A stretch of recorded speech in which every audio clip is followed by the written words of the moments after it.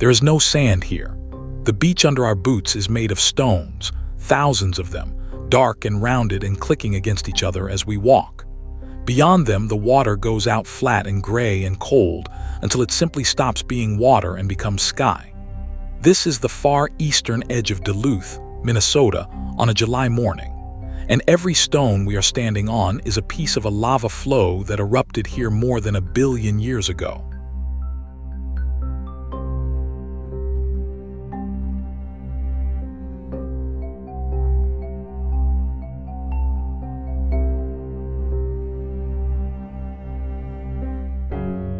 This is Kitchi Gammi Park, which almost nobody calls by that name. Locals call it Brighton Beach.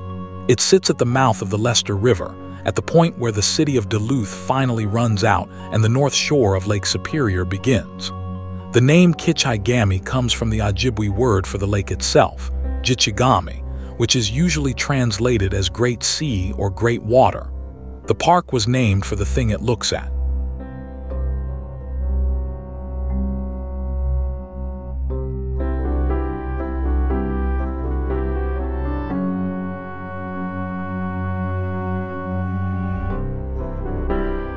Pick one up.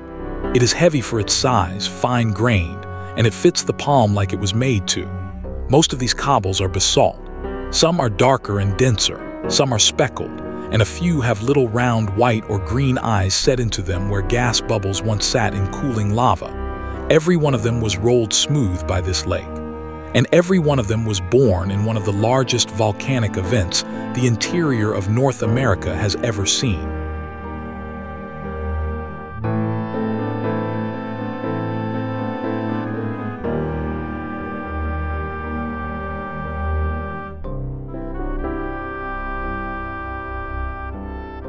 About 1.1 billion years ago, the continent that would become North America began to tear itself in half. Geologists call the scar the Mid-Continent Rift. It runs for roughly 2,000 kilometers, arcing down through what is now Minnesota and Iowa and Kansas, and bending back up through Michigan. The two arms of that tear meet almost exactly under Lake Superior. Most of it is buried now, invisible, detectable only by gravity and magnetic surveys. But here at the hinge of it, the rift comes to the surface.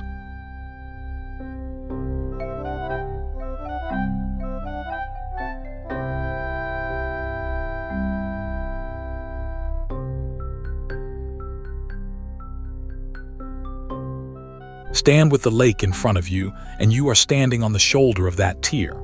The rock ledges sloping down into the water are not a coincidence of scenery.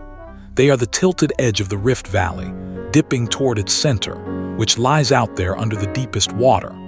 The whole North Shore is built like this, layer on layer of ancient lava leaning down into the lake. We are walking on the rim of a wound the continent gave itself and never quite finished.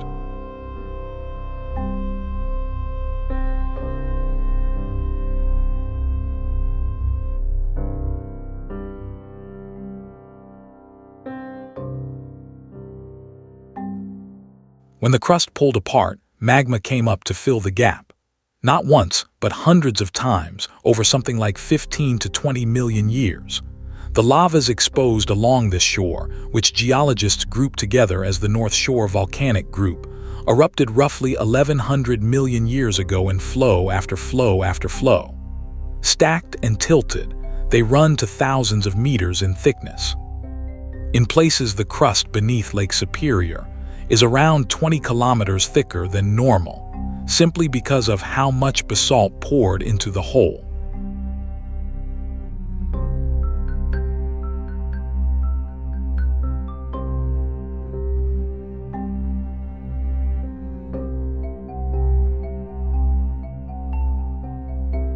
Look at the shelf running into the water, and you can sometimes read individual flows in it, one lava sheet on top of another, each one a single eruption that cooled and hardened before the next arrived. There was no lake then. There was no Minnesota. There were no plants on land at all, no animals, nothing you would recognize as alive. Just fissures venting basalt onto a bare rock plain under a sky no one was looking at.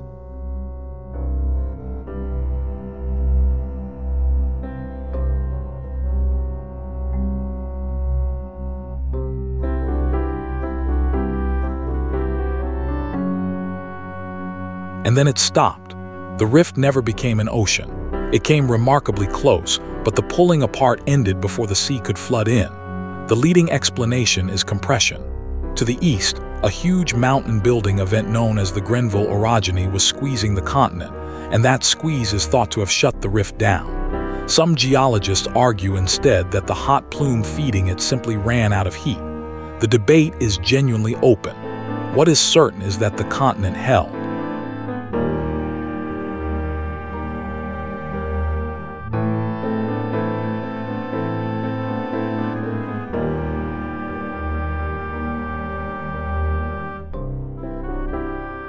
Because the rift failed, the lava is still here, and so are its details. Look for a cobble pocked with small round hollows or filled circles. Those are amygdules, old gas bubbles trapped as the lava froze, later plugged with minerals carried in by groundwater.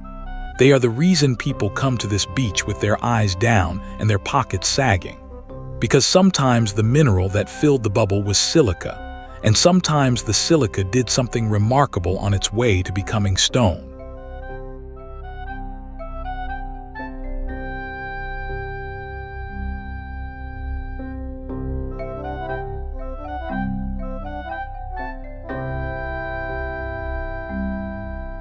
Silica-rich water seeped into those bubbles and set as a gel. Then, band by band, it crystallized into chalcedony, and iron oxides tinted the layers red and orange and cream. What formed inside the bubble was a Lake Superior agate. It is harder than the basalt around it, so as the lava rock wears away, the agate survives, and the waves deliver it here. Minnesota named it the state gemstone in 1969. Almost every one of them is a fossil bubble from the failed rift.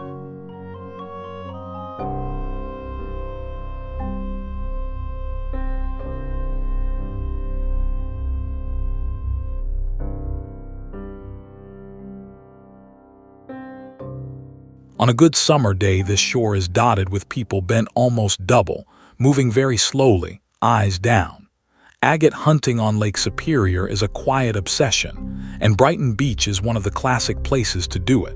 The lake does the work. Every storm churns the beach and pushes a new layer of stone up out of the water, so the surface you are searching today is not the one someone searched last week. The lake is constantly reshuffling its deck.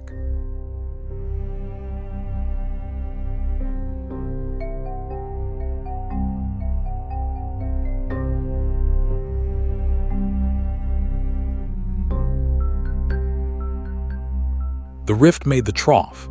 The ice made the lake. Over the last 2.5 million years, ice sheets ground south across this region again and again.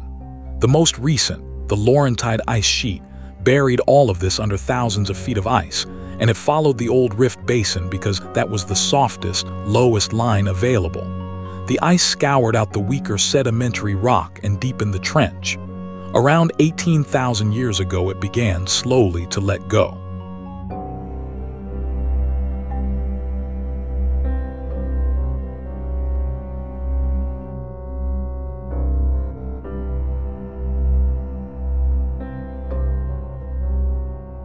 As the ice front pulled back to the northeast, meltwater pooled between the retreating ice and the high ground, and it had nowhere to go. That was the first version of this lake. Geologists call it Glacial Lake Duluth, and it stood far higher than the water in front of us now, drowning the ground we are standing on. You can still find its old shorelines terraced into the hills above Duluth, high above the city, marking a beach that has been dry for 10,000 years.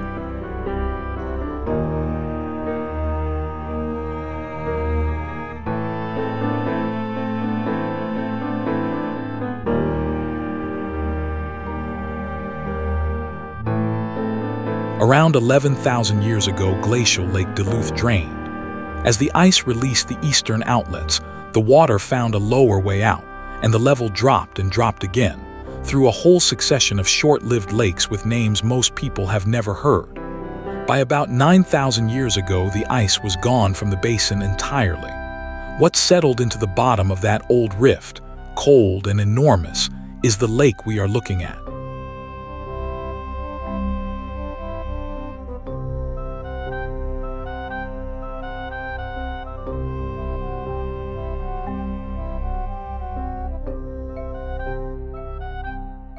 By surface area, Lake Superior is the largest freshwater lake on Earth, around 31,700 square miles.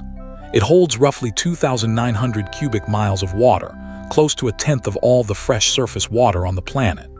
Its deepest point is about 1,330 feet down.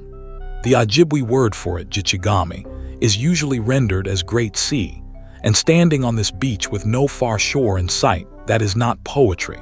It is just accurate.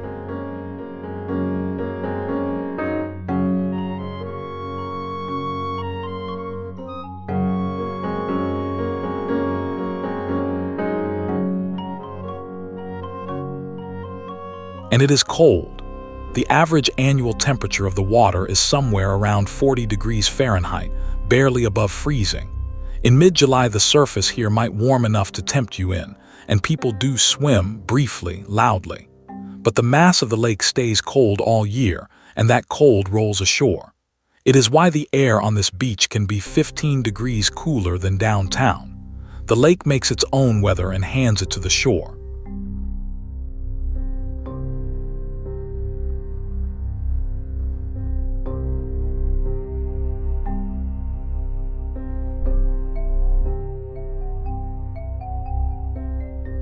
This shoreline is Anishinaabe country. The Ojibwe, who are also called Chippewa and who call themselves Anishinaabe, are the people of Gitche Gumee, and they are here now, not only in the past tense.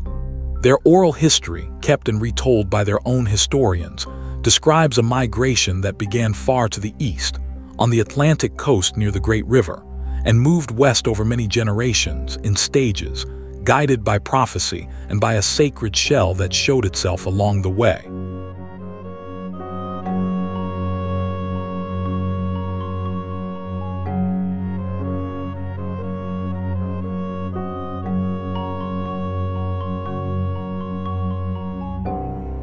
That migration is remembered as a sequence of stopping places.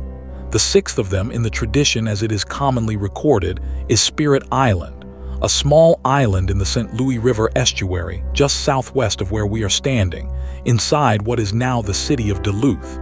The seventh and final stopping place is Madeline Island, off the Wisconsin shore. This lake is not background scenery in that story. It is the destination.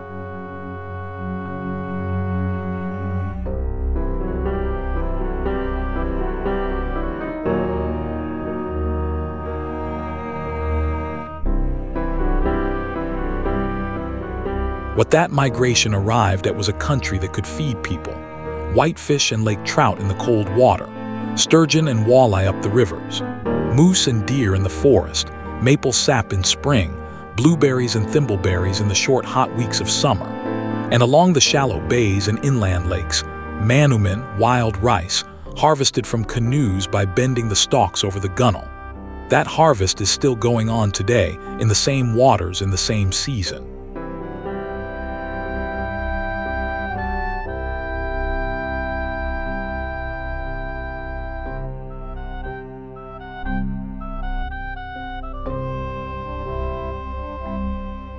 Wild rice is not a metaphor here. It is a food, a right, and a legal fact.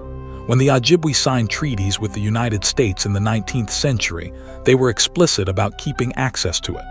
The Fond du Lac band still harvests, still manages rice beds, and still argues in court and in committee rooms over the water quality that rice depends on. It is one of the plainest continuities in this whole landscape. The rice is where the treaties get real.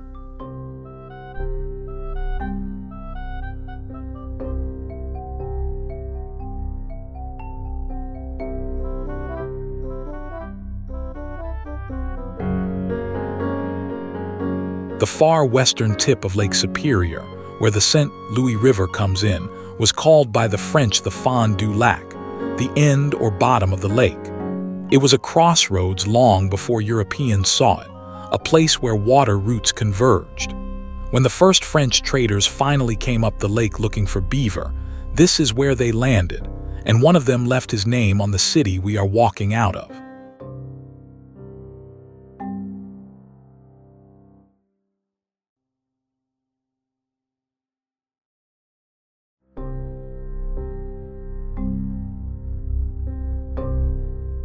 Daniel Glacial, seer du Lhut, reached the head of Lake Superior in the spring of 1679. He was a soldier and a fur trader, and his mission was not conquest but arrangement. He wanted peace between the Dakota and the Ojibwe, because war between them was bad for the beaver trade.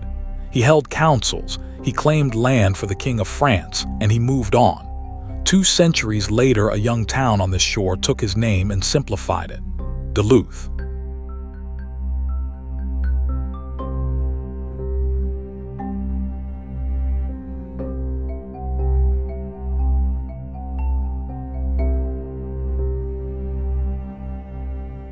The land itself changed hands on paper. In 1854, at La Pointe on Madeline Island, the Ojibwe ceded most of the northern and western Lake Superior shore to the United States. The treaty created the Grand Portage and Fond du Lac reservations, promised annual payments, and preserved the right to hunt, fish, and gather across the ceded land. That reservation of rights was not a formality. It is still being litigated and still being exercised, more than a century and a half later.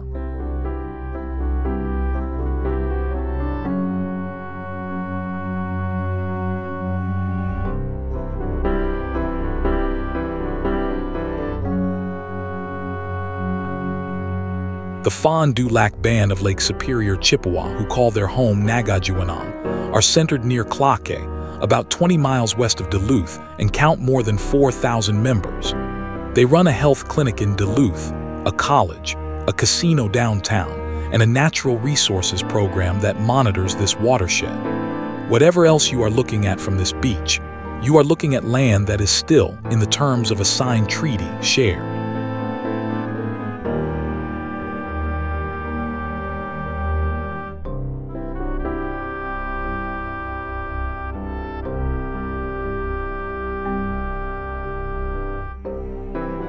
Duluth exists because of what is under the ground behind it. In the early 1890s, the first trainloads of iron ore came down from the Mesabi Range to the head of the lake, and the whole character of this place changed inside a decade. Ore trains rolled onto enormous timber and steel docks, dumped their loads into pockets, and gravity did the rest, pouring red rock down chutes into the holds of waiting boats. A range of hills was being fed into the lake.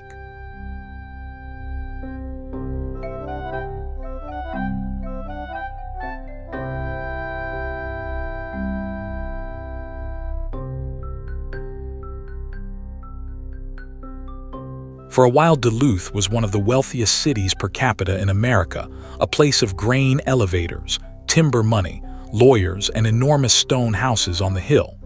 Some of that money is still visible 3 miles behind us in the mansions along the shore road. And some of it, as we are about to see, paid for the very ground we are hiking on. The ore boom built the port, and the port built the parks.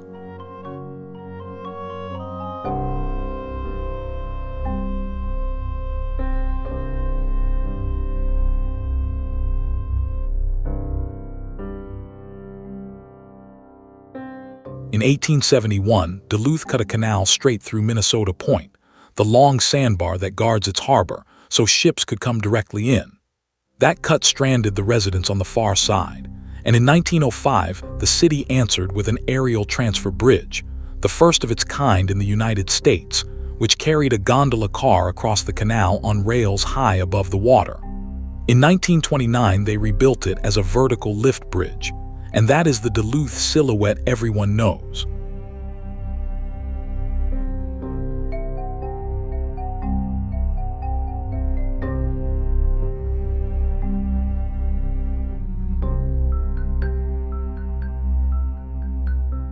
Duluth sits about 2,340 miles from the Atlantic Ocean and is still, remarkably, a seaport. When the St. Lawrence Seaway opened in 1959, ocean-going ships began arriving here, and the locals started calling them salties to distinguish them from the Lakers that never leave fresh water. The port still moves tens of millions of tons a year, and most of it is still iron ore and coal. This lake is a working road.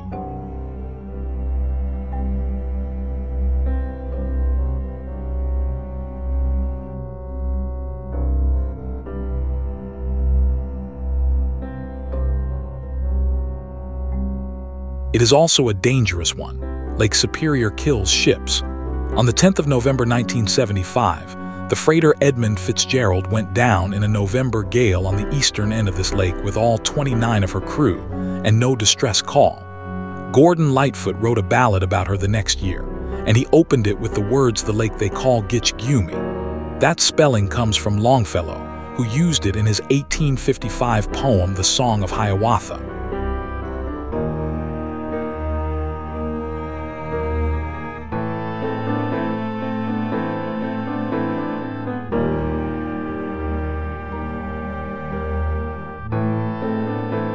So there is a chain here worth being honest about. The Ojibwe name is Gitche Gumee. Longfellow, working from other people's notes and not from this shore, spelled it Gitche Gumee.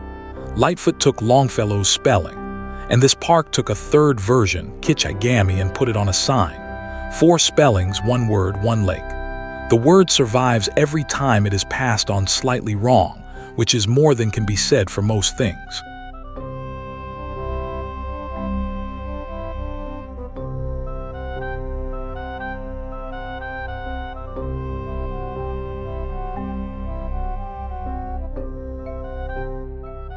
The park itself is younger than the ore docks. In September 1921, the city of Duluth paid $46,200 for a 69-acre strip of lakeshore that was already being called Brighton Beach. The mayor, Sam Snively, could see what the automobile was about to do to travel. In 1922, the city opened a tourist camp here for people arriving by car and named the place Kitchi Gammi Park. This beach was built for road trips.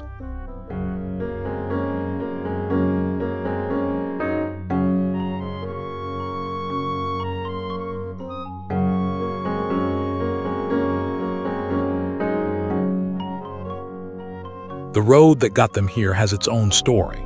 Chester Congdon, who made a mining fortune and built the great house called Glacial down the shore, pushed hard for a scenic highway running northeast from Duluth along the lake and helped assemble the land for it, insisting the lakeshore stay undeveloped. He died in 1916 before it was finished. The route still carries his name. Congdon Boulevard, the old scenic 61, is how most people still reach this beach.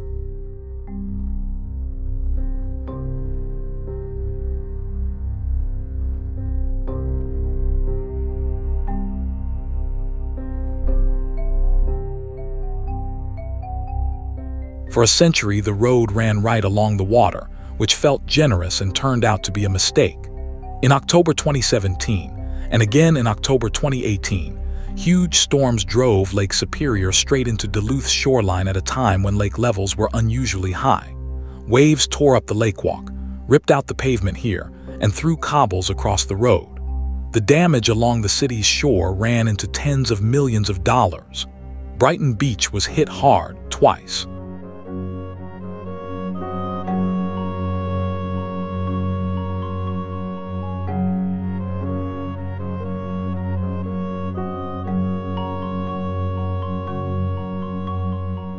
So Duluth did something cities rarely do. Instead of rebuilding the road where it was, it moved. Over about 6 years and roughly $6.4 million, the city pulled Brighton Beach Drive inland, away from the water, gave the extended lakewalk its own separate path, armored the shoreline with stone and native plantings, and opened up streams that had been shoved into culverts. The park reopened, reconfigured, in late October 2024. It is a planned retreat from the lake.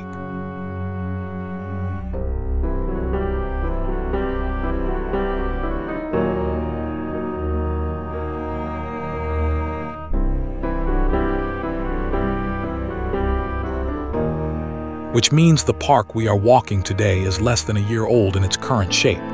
That is worth sitting with. This place is 1 billion years of basalt, 10,000 years of lake, centuries of Anishinaabe presence, 100 years of picnics, and then a very recent, very deliberate decision to stop arguing with the water and give it room. Not every place gets rebuilt honestly. This one more or less did.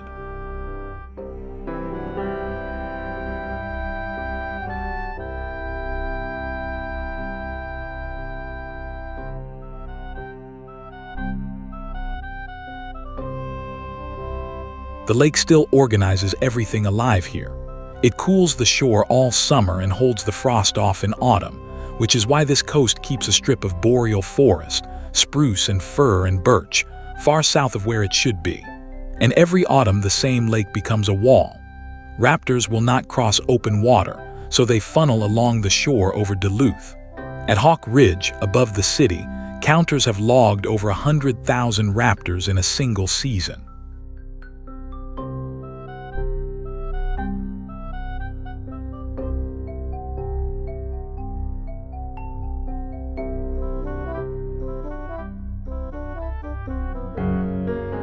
But this is July, and the shore is doing its brief warm impression of a beach. Herring gulls work the waterline. Merganser ducks ride the swell just offshore. Behind us, the Leicester River finishes its run down the old lava ledges and delivers its cold water to a lake that will not notice. Somebody down the beach is skipping stones that took 1 billion years to arrive. Nothing about this is casual. It only looks casual.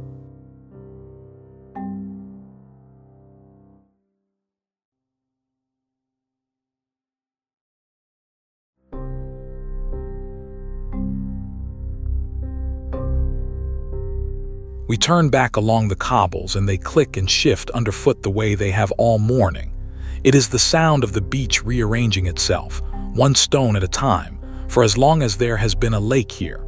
In 100 years the stones will be smaller. The road will probably have moved again. The lake will not have noticed either. That is the honest deal on this shore, and everybody who lives here knows it.